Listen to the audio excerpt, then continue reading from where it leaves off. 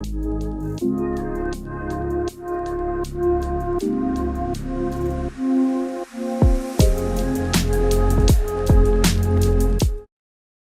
everyone, welcome to the podcast, week 3. You'll notice I said the podcast and not into the Ethereans verse. We might be changing the name. JPN, how's it going? It's going good. It's been a fun week already. and it's not over Tuesday. yet. We're recording this on Tuesday night. You'll be hearing it on Friday. Right.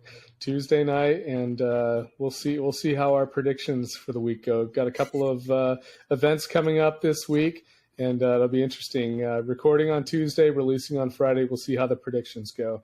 As I said, didn't intro is into the Ethereans verse. We're contemplating a change here of the name for the podcast. Let's throw a couple out at them, JPN. What were we thinking? We had kind of come up with. I'll let you go ahead and say it. We got a voice of the non-nation. I like voice with the podcast. Yeah. Voice of the non-nation. We can also just go voice of the non, voice of the nation, voice of the anon. You know, we couple of options. We got a couple choices there. Yeah. So somebody had rightly pointed out in the comments. I can't remember who it was. Maybe it was Pure Tripper. I'm not sure. They called me out for my boomer marketing, naming the delegation EMA, Ethereum's marketing agency, and rightfully so. I probably moved a little too quickly on that. I wanted it to be crystal clear exactly what the focus of it is to the holders, and for them to know what we're going to be working at day in and day out. But probably could have been a little more coy with the name and put a little more intrigue in there. So as we move to rename the delegation, I think we're gonna rename the podcast as well, something to correlate to the rebrand of the non-nation. So anyways, guys, stick your thoughts in the comments. Let us know, what should we rename to? Should we keep it into the Ethereans verse, keep it OG style? Should we rename it Voice of the Non-Nation, Voice of the Non? A couple of different options there. So all you GigaBrain marketing whizzes, let us know, what should we name our podcast? So for today, we're the Unknown Podcast, week 3, our 3rd episode, and it's good to be here. So how's your day going?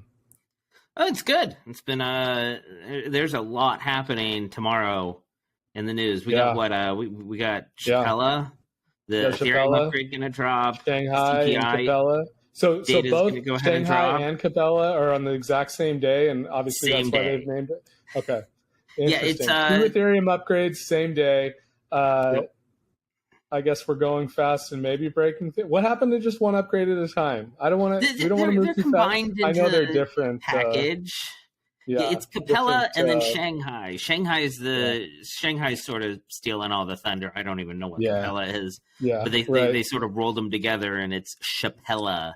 Is the upgrade name. Show. You're right. It's all of the hype and the focus is on Shanghai, and there's been a lot of talk all over Twitter. I mean, not only for the last week, not only for the last month, but over the last couple of years. Hey, what's going to happen when all the staking unlocks, things like this? What's going to happen to ETH price? Who's going to unstake? A lot of these folks staked at $100 to $300. They're I remember I don't know why I didn't do the staking position. That was foolish. I had the ETH, I just didn't do it back then.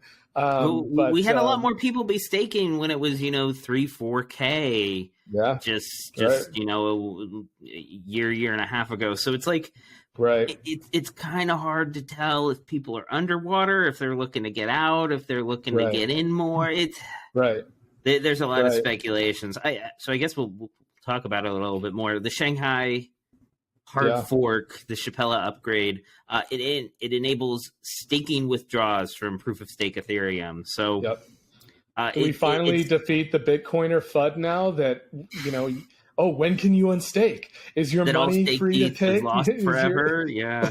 Right, exactly. They'll never release it to you, by the way. Spoiler alert. Yeah. First it was the merge isn't going to happen. The merge isn't going to happen. Then the merge happened, and now it's, the stake ETH's never going to be unstaked. Yep. And come, just about 24 hours from now, a little more than 24 hours from right now, everyone will know how it went when they're listening to this.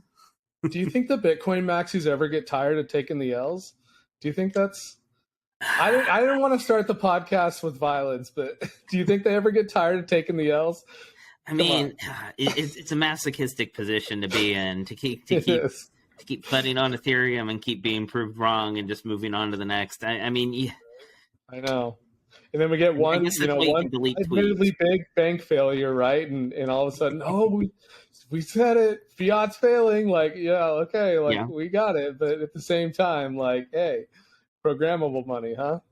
Let's get some. I mean, Bitcoiners have something to celebrate. Bitcoin broke 30K here again for the first time in close. I got caught off guard. I got a tweet from Arthur Hayes, and it said, "All right, Chaz, we're going to break 30K here," and I was like, "What?"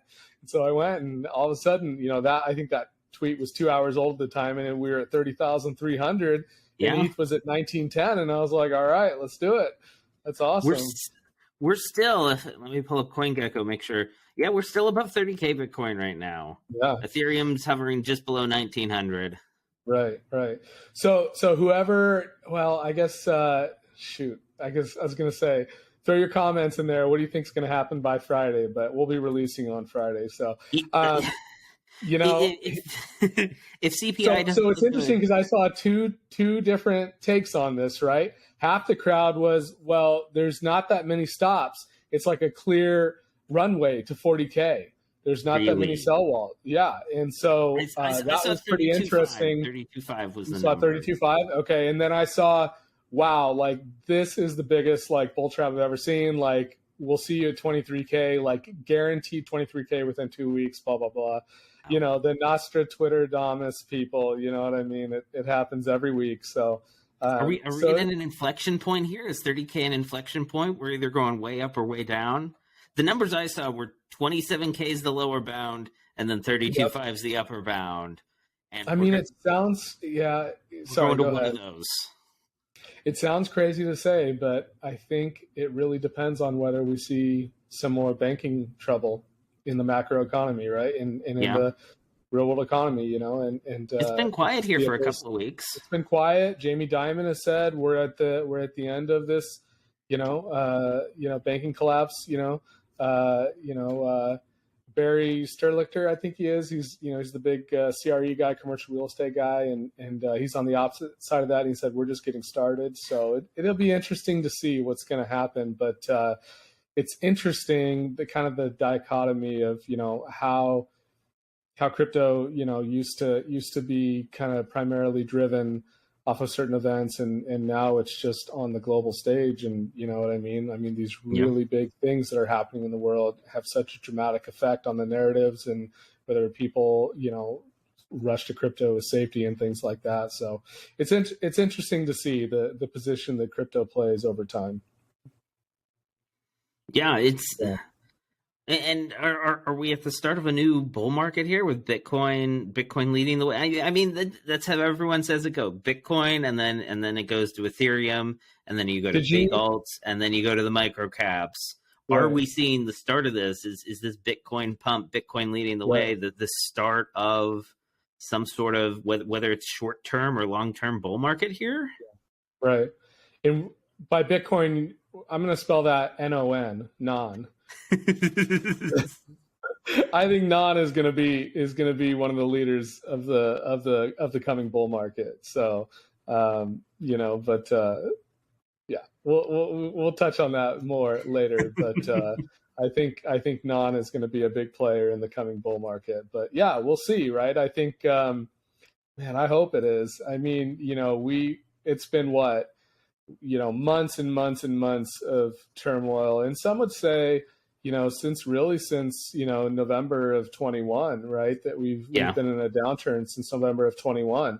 When we were in, this wasn't as protracted as the 18 and 19 downturn. Of course, in 19 we had a fun little, summer pump season, and BNB was going crazy, and Polygon was, and I think Bitcoin went from 6,000 to 13,000, something like that.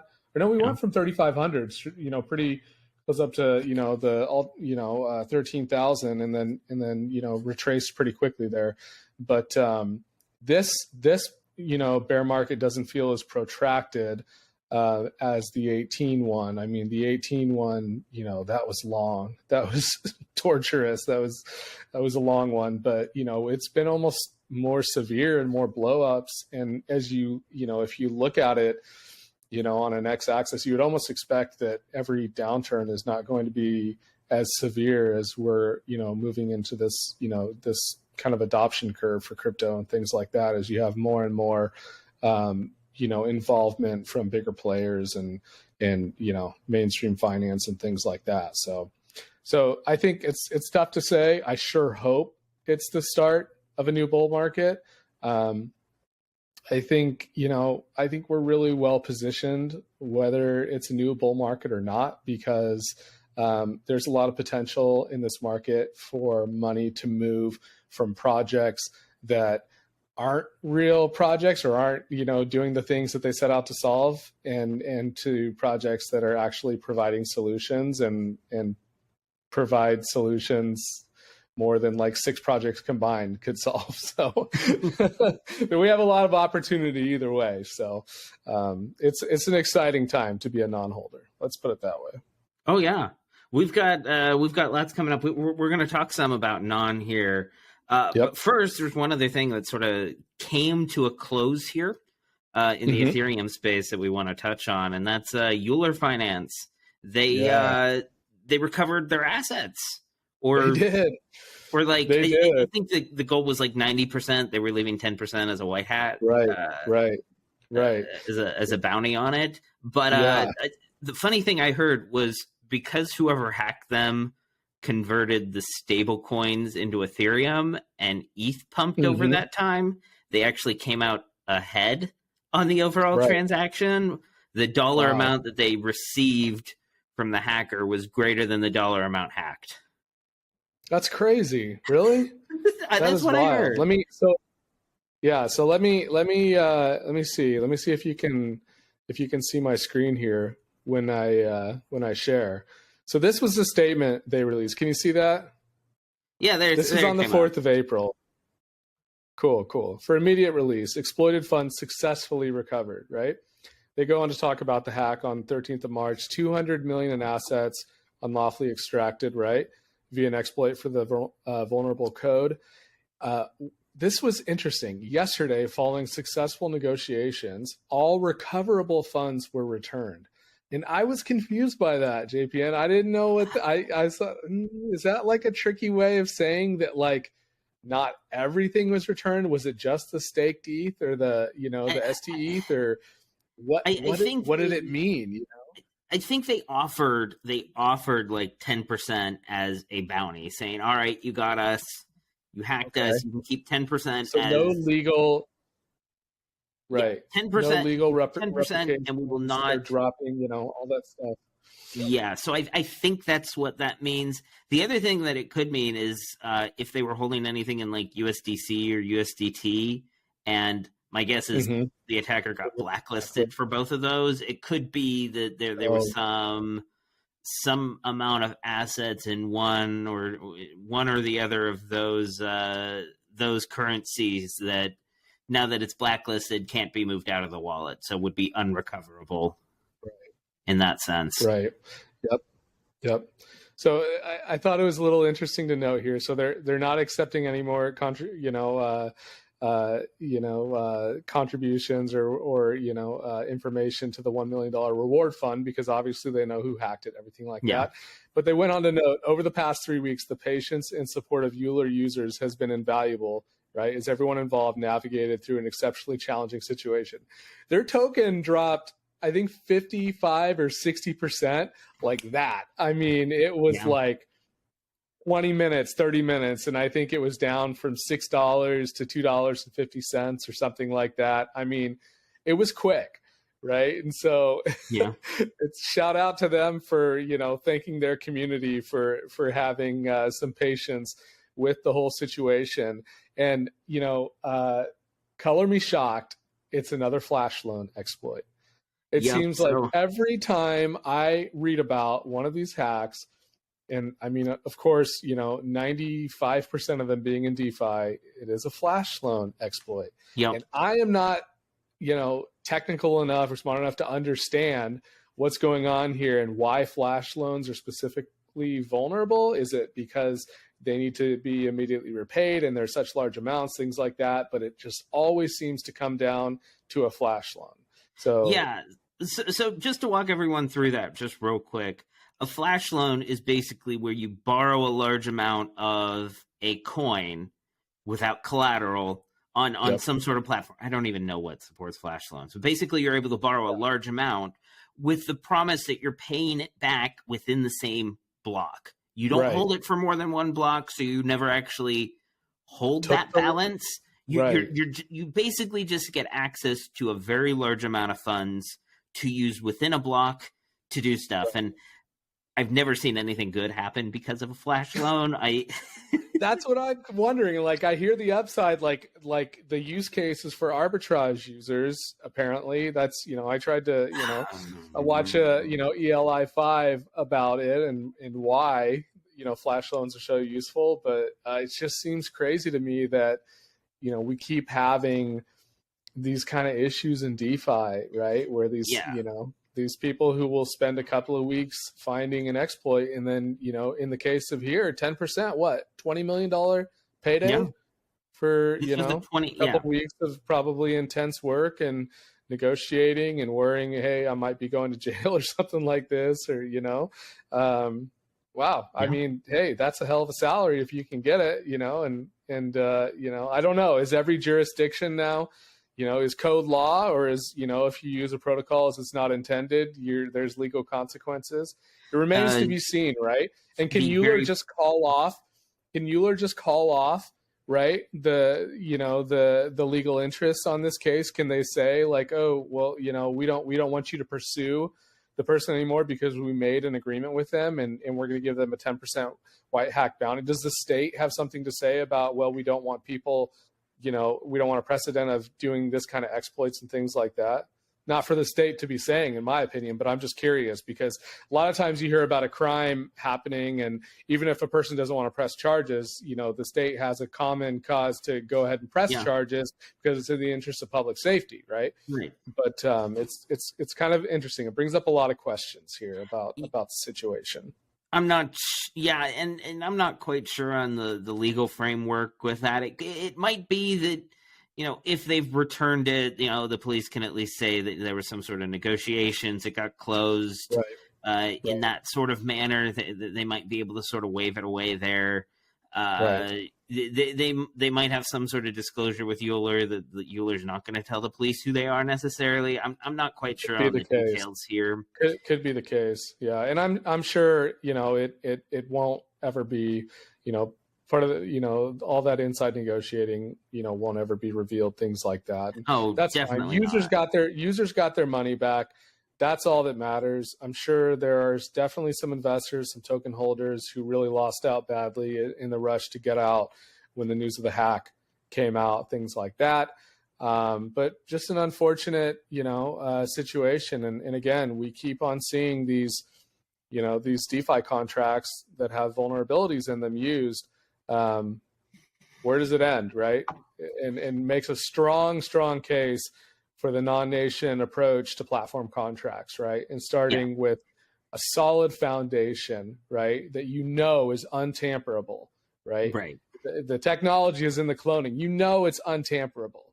You know what I mean? And so, having that security to know that you're not going to be exploited, things like that. I mean, that's solving a large issue of DeFi, in my opinion. Yeah, and I mean, for something like this, it was all of their contracts were audited going into this. People had looked at all this code and sort of deemed it safe as it was being deployed.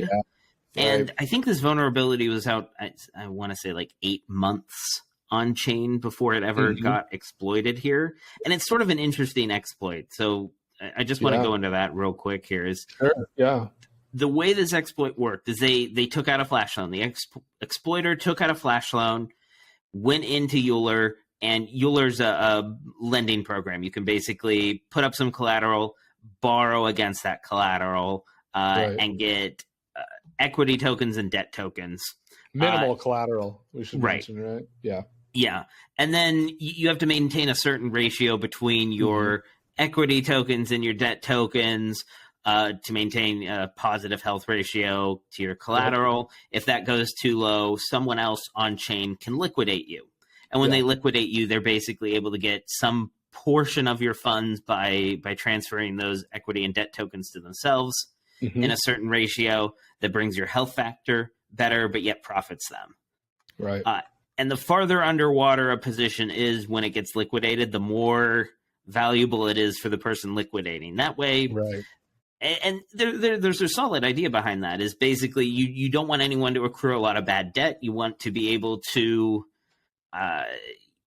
clear out debt when there's not a lot of bad debt. Right. So incentivize people to clear it out for sort of the minimum amount that they're getting paid, get people liquidated, keep bad debt to a minimum. It's a solid strategy. Yeah. The way this broke down was Euler added a function, and I still think this function's dumb. I have yet to see a great explanation for why it exists, but it was the donate to reserves. Basically, you could give some of your equity tokens to Euler as a donation. I don't know who's using that. I don't know why it was there. Right. But the way this exploit works, so they took this flash loan, borrowed on Euler, got a bunch of these equity and debt tokens. Then they used this new function, this donate to reserves, and donated a bunch of their equity on this main account. That function didn't have a check for their health after donating. They just let them donate. This put their position massively underwater. Like tens of millions underwater. Right. Which meant that they went in from a second account and were able to liquidate them for a huge gain on that second account. Right. Yeah. Okay. That makes sense. Cleared out the debt. That second account then cashed in the equity tokens, paid back the flash loan, and was able to steal funds out of the account that way. So and this all happened in a single. So the code worked as intended. It all did. The code worked as intended. The user did not use the platform as it was meant to be used, but he used the code. I don't know if we need to get into that. We've seen that debate a million times. Highly profitable trading strategy. Yeah, right. Oh, 100%, 100%. Who was the guy? I cannot remember. Mango hacker. Yeah, yep, exactly. So it's interesting because that argument did not hold up in Canada, where that whole situation went down, right? No, there's still a EULA, there's still a not to be confused with Euler, but there's still a EULA user and end user license agreement that you must use the platform in the way that they are representing that you can use it, or that you're representing you will use it. And you cannot exploit the code. I don't see a way around that from a legality perspective because, I mean, there's always, as good as the code is, right? If, there's always going to be things. So it's kind of interesting. It's almost like, gosh, you got to kind of like incentivize, people to look at your code from all angles and take a bounty, almost like a social audit. If only there was some sort of platform that someone made where you could audit like contracts like this, whether they're already deployed or like virtual ones. Right, exactly. Very interesting. Very interesting. And we won't get into it too much, but this is sort of the direction that the non-verse is going. So that's right. What we know about non-verse right now, or what's publicly known about non-verse, is it's basically a way to take Ethereum and fork it in a browser. And play with it. Yep. Right. And there was a briefly talked about at ETH Dubai, and there's been a couple of old Ethereum's OS articles that talked a little bit about what they were doing with this non-verse. Yeah. But it would sort of work in this case. So imagine, okay, now that we're in the era of like GPT and you can chat and AI models, what if you could train an AI model for like what Ethereum transactions would look like? Be able to say, hey, here's what a flash loan looks like. And then let a user say, all right, let me go ahead and take a flash loan. And it could just like build a transaction that takes a flash loan, and you could block it. So you could sort of recreate the Euler hack with like, just like text, say, take flash loan, borrow, use this donate function, liquidate the account over here, see if I can pay back the flash loan, and then check the balance afterwards. Some situational analysis. Yeah, that's interesting. It would, We'll see. We'll see. There'll be more details on this, but the idea of being able to test things locally like that, and these wouldn't be on testnet, so they wouldn't be publicly available for people to look at and spy on. They wouldn't happen on mainnet. You could have a testing platform where you could sort of do these in private. Right. Developers will have a way, some sort of proof that this sort of exploit was possible, and potentially like cash in on a bounty with. Because I think Euler had protections. They had bounty programs. Yeah. If you could do this instead of exploiting it on mainnet and actually like impacting real liquidity and people holding the tokens and creating panic, what if you could just do it on that and show the team, hey, here's how it's done. No one else has seen this before. And I'm the one that discovered it. Right. Pay me a bounty? Pay me a bounty. Right. Exactly. Yeah. No, it's incredible use case. Use case. Incredible technology to be able to fork it in a browser window. What does that do to the newly blossoming girly token market? I see people calling for girly to go to $100 at some point. And it's wild to me, you know. Well, it is a finite resource. It is. That's what I'm saying. It is a finite resource, right? And so, can you tell me, you know, why it wouldn't accrue value? You know, as we onboard more and more developers to Ethereum, right? Yeah, I mean, if we're advising that testnets are either a good way to test or a good way to try to integrate with other protocols, because the reason people deploy on testnet now is not necessarily to always be checking their own stuff. Right. But to see how their interactions are interacting with other protocols. How are we, you know, are we providing liquidity to Uniswap some way? How are we using Chainlink oracles, stuff like that? So it's less about how my protocol interacts in a vacuum and more how it interacts with other things. So places like Chainlink want to have a testnet deployment so other places can test using those implementations. So the more hooks you have, you want to be on testnet. But otherwise, if you're really a standalone protocol, you're not pulling in a bunch of these, you know, you don't need oracles or something, you're not using some of those other things, you don't need a testnet. You can be doing these browser type things. You could there's other ways. I like the non-labs product and solution. I think it's incredible. Yeah. So there will be more details on this in the future. We're being a little bit hush about it. Very coy. Because we know not being coy with N Nnation anymore, though. No, N Nnation. Everything's an open book. So, including talk of the upcoming token swap. There is, yes. So let me just preface this. This is an important topic. In fact, I've named the episode "The Swap." The swap in all caps. We'll draw some attention. The swap. So.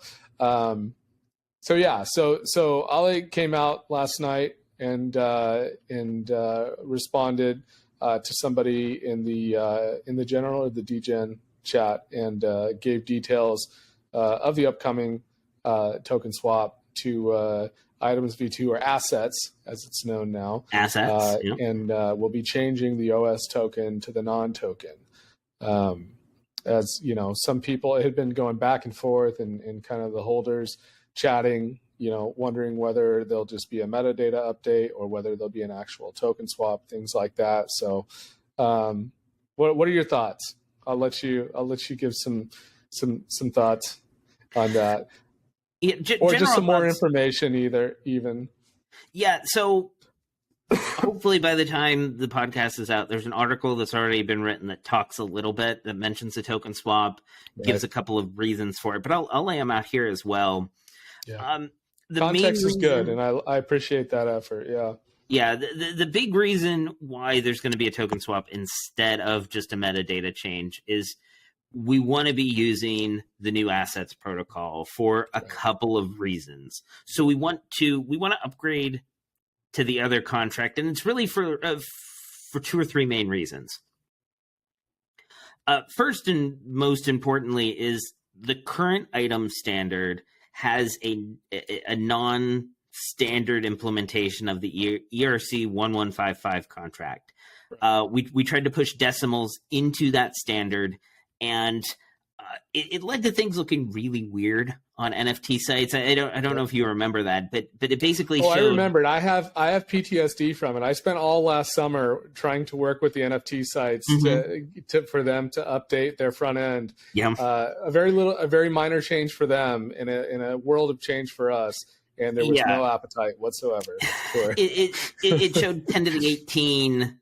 It showed, instead of decimals, just like a single token was 1 10 to the 18th of a token. Yep. Which meant that I think there was a sale on OpenSea that it was someone was buying some amount of OS they thought was whole tokens, but were really these 10 to the 18th decimal OS tokens. Right. And when that happened and they got, essentially dust out of their transaction, they something happened with OpenSea, a complaint was filed, and the contract got banned. Excuse me. Hope we can cut that out. But so the contract got banned, and because all items run from the same main contract, they're all part of the items interface, and you can just have virtual collections in there. It means all items are banned on OpenSea, which is not ideal. No, so it's not. The new asset standard, we use the typical implementation of the ERC 1155 contract. Right. The decimals work out the way they should. Yeah. In the fact that there are no decimals, and then we're keeping the idea that you can transfer fractional NFTs, and we're calling it through the items interface and the items transfer that will use the decimals. So if you want to implement a decimal version, you can use this other facet of the token and still have decimal NFTs and transfer decimal NFTs. Right. But if you don't want that and you want a standard face, which if you're an aggregator, if you're an NFT marketplace, you want a standard face, we got that now. Yep. It'll also enable, as people onboard and start making other assets, if we were to just keep our current one and update the metadata to OS and make it say non now, but still be on the old contract, we wouldn't be able to be batched with new assets. Right. Because all assets, again, because they're the same collection, you can batch them together and send them in a single transfer. So we want that functionality as people are building new assets with the new contract, to be able to batch those with OS. We think that's going to be a very valuable thing to have. And then the third thing that's sort of just a little bit of gravy is the implementation of the royalty standard. It's a specific ERC 20 something. I forget what it is offhand, but it's basically how they do royalties standardized across the board for NFTs. And the new item and the assets contract implements that. So if non wanted to 2981. Okay, ERC 2981. I was right. It started with a 2. But we could have a royalty fee on non when it's traded on OpenSea or something. So if people want to do OTC orders of large amounts of OS on OpenSea, on Blur or something, we could still get royalties from that could be fed into the treasury. So you couldn't skip out on using a marketplace where OS holders get non-holders get some sort of benefit. No matter the site, as long as they're respecting royalties, OS holders are still able to get a piece of that. That could go to the treasury, it could go to the splitter, and any number of things. So having that option as one other dial that can be turned on and off, changed by OS holders, is something that might be valuable in the future. So those are the reasons. Yes, a metadata update could change the name. It could change the picture, but it wouldn't be transferable on NFT marketplaces. It wouldn't be able to be badged, and because it's not available on the marketplaces, we have no way to do royalties for it. So that's not going to change. Yeah, that was months and months of conversations last summer, and one of the four main were willing to even think about it, but with what happened on OpenSea, and we were nobody. There was absolutely no reason for them to even consider it, and it was a flat out no. So I think it's a smart move. I think it's a smart change, and but just kind of thinking about, right, like this whole bias against token swaps, right? And investors don't like to see it, things like that. I can understand. I mean, there's context around why people don't like to see it. I mean, what's the history on that? I mean, were people scammed and rugged, and then token swaps or something like that? I mean, why do investors not like to see, or token holders not like to see token swaps? Can you explain it to me? I don't have my iPhone. I don't have an iPhone 3 10 years later, and obviously It's not apples for apples, but expecting that I'm going to have the latest and greatest upgrade in software on my old iPhone, right? I know I need to get a new iPhone for new capabilities, right? Yeah. And as the technology improves and increases, right, the non-labs technology, right, this is a natural evolution. Like Ale said in the post, this is part of the journey, for better technology. Yeah, and I mean, we're putting ourselves out there using this, beta token standard in items right now. There was some inherent risk in doing that. In fact, we saw that risk play out once with the white hat hack, because there was a bug in the old versions of items. They had to go ahead and go in, save the funds that were in the liquidity pool, and then fix the contract, make a new contract, and dish out the tokens again. There was a lot of effort. So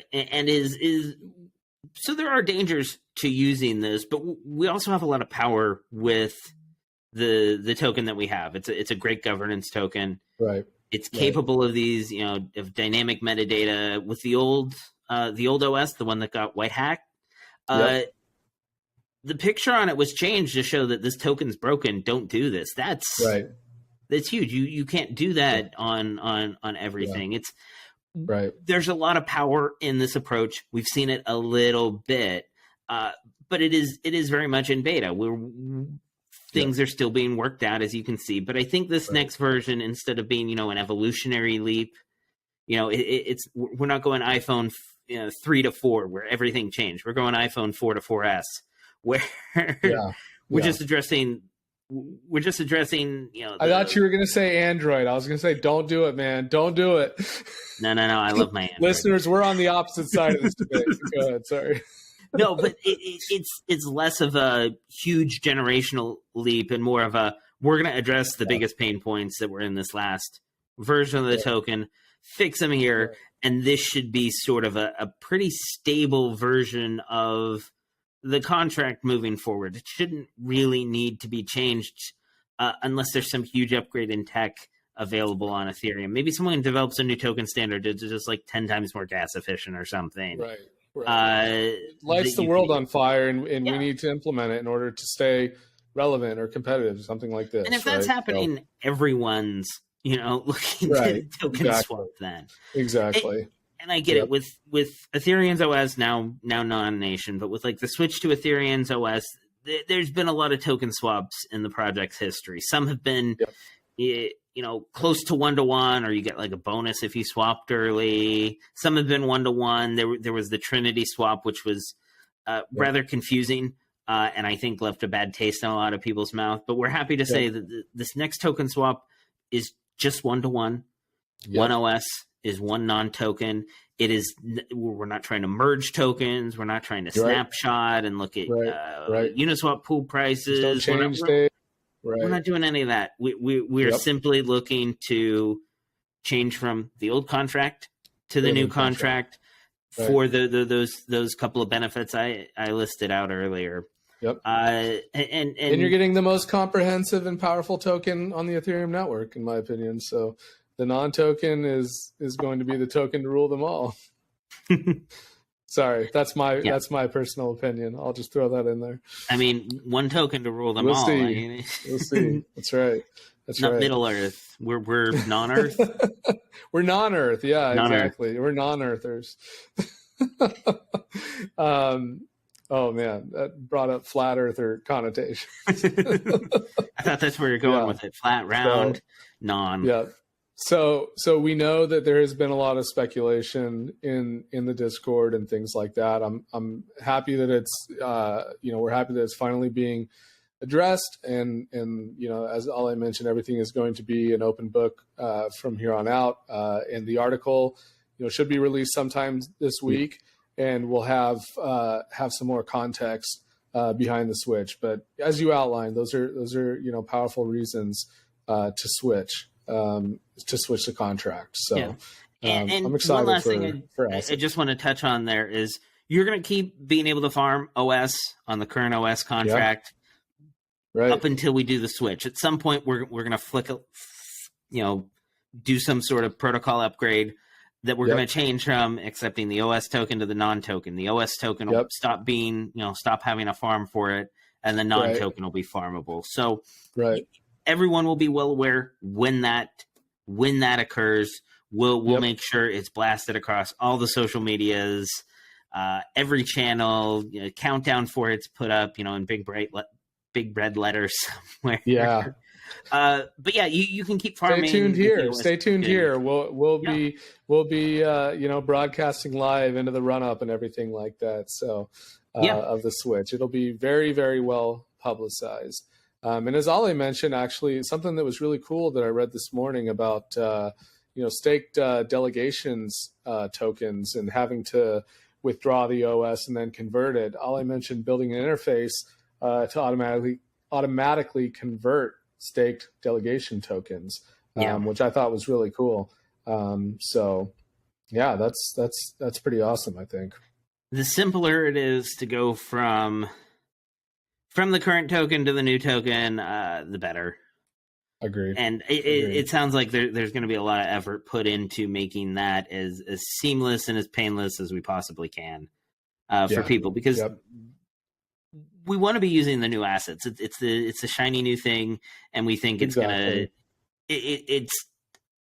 It's not like a generational leap. It's a small upgrade, a small tweak on the existing one, but it solves a couple big things that we would struggle with if we tried to stay on the current contract. Yeah. Yep. So, that's it's exciting though. What are we? April 11th? God, the year has just flown by, but coming up to Bilderberg Part 2 and the UX UI reveal, and everything that's happening throughout the rest of the year. It's a very exciting time. You're right. Like we talked about earlier in the show, the crypto market seems to be coming alive a little bit, and we've got a pulse. We'll see where that goes. We'll see where that goes, and perfect time to be hitting our stride. So final thing before we sign off. All right, let's play a little game here. Let's see. So post CPI and post Shapella upgrade. Where do you think the market is on Friday as people are listening to this? Right. Let's see who's closer here. So what? We're almost 9 o'clock Eastern here on Tuesday evening. I'm gonna say non-event is my call. I'm going to say Bitcoin on all fronts. I'm going to say Bitcoin is close to 31,000 on Friday, and I'm going to say Ether breaks 2,000. Maybe even as high as 2,050, because when people realize it's a non-event and that people aren't rushing to unstake and sell their ETH, I think there's some hesitancy right now, and people want to buy, but they're sitting on the sidelines because they don't know what's going to happen with Shapella. Fair. I'm going to make that call. It's a little bold, but I'm going to say 31,000, close to 31,000 on Bitcoin. Let's call it 30 3/4, 3750, and then 2,050 on ETH by Friday night. I like those numbers, but I like them in about a month. I think there's at least some sell pressure for ETH. After withdrawals, I think there's going to be at least some number of people who are looking to withdraw. So I think in the short term, by Friday, we're looking at 1,900 now. I say we're, 1,750, 1,800 on ETH, and I think Bitcoin is probably going to be hovering like 28, 29. I think we go down a little bit, regardless of what CPI is. I think maybe it's a little soft. When's the print? When's the CPI print? That's a good point. It's like 12 hours from now. It's going to be like 8:30 in the morning, 8:30 Eastern tomorrow morning. So it's interesting that you say that. And shoot, I wish I would have thought about that. But that is going to be, if that comes in soft, right? I think we're going to moon, right? I think we're going to moon.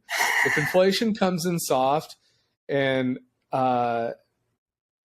everything's backwards now. If inflation comes in soft, right, then the Feds might think about raising. Who knows what that effect's going to be? No. Sorry. If inflation comes in soft, then the Fed may pause, right? And so, so I think we may moon. So we'll see. What's expected? 6.5 or 6.2? Do you know? I thought it was like 5.2. I get the figures mixed up. So that probably, I think estimates are somewhere between like 5 and 5.25 right now.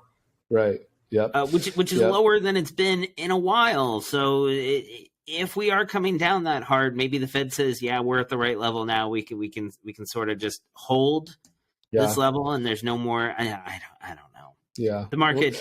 It's like gears. If I turn a gear one way, then the next one turns the opposite way. At this point, there's like 25 gears all strung together here. If you turn this one, I don't know what that But you know what that does is that leads to more of like a wash market, right? Where money moves horizontally, and we're in a perfect position to absorb a ton of value from this market for, projects that got way too big during the bull run, didn't have the tech that they promised, and yet people haven't sold and they're just hanging on. And we're in a perfect position to absorb a lot of value from the market. So as long as we're not, in the fear and greed index of 20 or below, and people are just wanting to take their money completely to the sidelines, I think we're good. I was a little worried when the whole USD thing, when you and I were talking that Friday night and USD hit 86.9. USDC going down. Oh gosh. Yeah, that was really worrying for me. I was like, oh crap, JPN, where are we going from here? I'd fallen asleep on the couch watching it go down. Woke up at like 3 a.m. Eastern and checked, and it was like at 86 cents. And I'm like, I went to sleep and it was above 90, and I didn't think we were going to dip below like 93. Right. That was kind of exactly where I thought too. I thought, okay, 93, 92, surely we're not going into the 80s, and then boom, there it was. I woke up and it was I felt like it was in the Twilight Zone. Like, this isn't real life anymore. Right. We're coming up on 48 minutes. This is a little bit of late news. I got had on April 1st by the bankless email that Ryan and David were separating, that David was leaving. I don't know if you saw that or not. They pushed that on April 1st. I didn't click into the article. It was like in a Twitter thread, and they threw some smoke at each other, and I thought that and I just totally wasn't paying attention. It was April 1st. And as I got into the article, it was very, very clear that I had been had. But I missed that on the last episode, so I figured I would mention it here. And shout out to Bankless, of course, great podcast, and they did a really good email with a good summary for Shapella that was sent out today. So if you want some good information on that, go ahead to their website and check that out. So well, my friend, it's been almost 50 minutes again, so I think we're coming up on that time. This is episode 3, the swap. We had some good discussions. Anything you want to end with? I guess the only other, and I don't know if this qualifies as an April Fool's thing, an April 1st thing, but did you see Twitter going to the Dogecoin? logo there for 2 days. Right. I'm glad it wasn't permanent. Let's just say that. I thought it was funny for the first 6 hours, and then it was just like kind of annoying. And with Elon, you never know.